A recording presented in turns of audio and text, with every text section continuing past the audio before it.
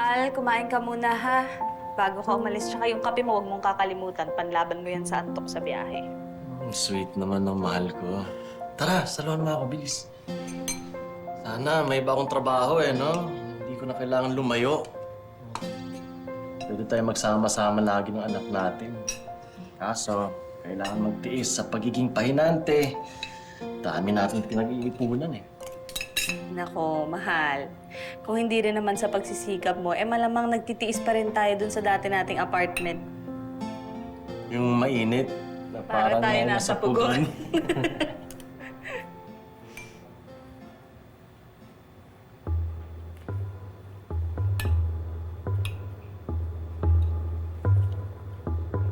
Mahal, bakit may nakakalat na paminta sa mesa natin? Paminta? Naku, imposible. Hindi pa ako nakakabili ng paminta. Ano?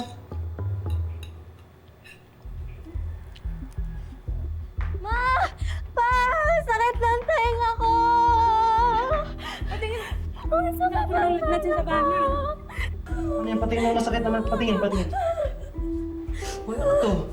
Tutuli? Ang sakit! Mahal, kuha ka ng tsani. Pa! Ayoko! Masakit yan! Ma! Huwag ka na. Anak, tiisin mo. Paano natin tatanggalin yan? Mahal, parang garapata to. Ano? Oo, garapata to Pa! Tara, dali natin sa ospital. Wala tayong pampa-ospital. Ako na lang bahala mang utang sa ama ko, ha? Anak, tara na. Ito! Ano nangyari to? Wala naman tayong aso. Papunta kami garapata.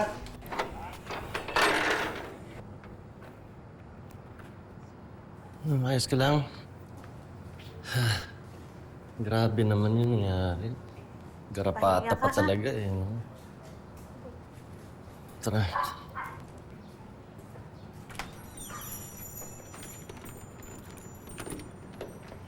Mahal, may titignan lang ako ha. Una na kayo. Sige, sige.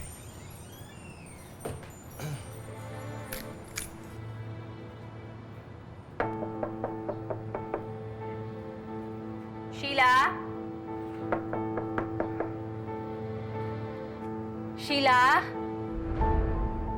Sheila, andyan ka ba? Sheila? Sheila? Hoy! Ba't sinisilip mo yung apartment ko? Sheila, ikaw talaga yung sadya ko eh. Gusto sana kitang kausapin. Baka naman pwede mo namang gawa ng paraan yung garapata ng mga aso mo.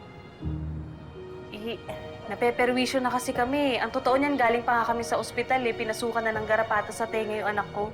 Eh bakit sa akin may sisisi yan? Ako lang ba may aso sa lugar na to?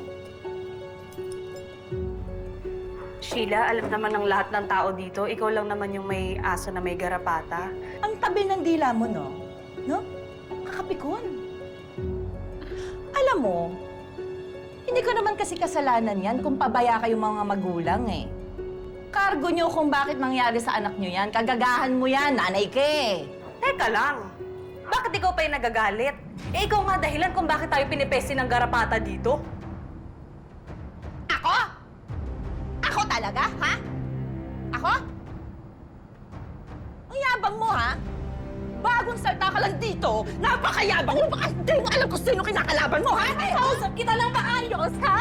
Tapos ang yabang mo! Talagang mayabang ako dahil napakakapal ng mukha mong susugod Ano nangyayari dito? Hoy! Hoy, tama! Kausap kita lang maayos! Ang yabang mo! Sa'yo! Hindi mo siya. Tama na.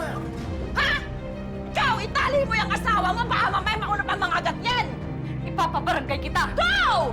Sige, pabarangay ka! Ano ka? Kala mo, ha? Baka kala mo, di mo alam kung sino kapit ko dito, ha?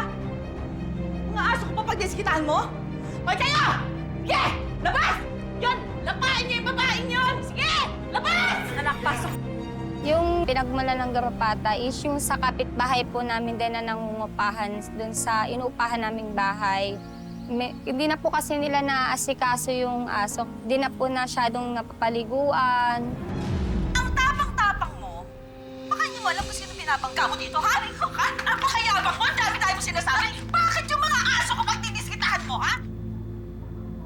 O, di ba, Kap? Kitang-kita naman eh. Si Sheila naman talaga yung unang sumugod sa akin eh. Gusto pa nga kami ipahabol sa mga aso.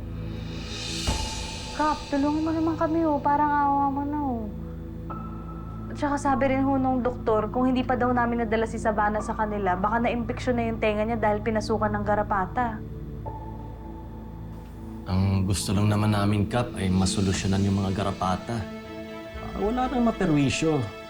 Ayaw namin ng gulo sa totoo lang. At lalong-lalo ayaw namin ng away. Kaya nga, kayo ang linapitan namin eh. Huwag kayong mag-alala. Ako nang bahala. Ipapatawag ko si Sheila dito sa barangay. Kakausapin ko siya. Sige po, Kap.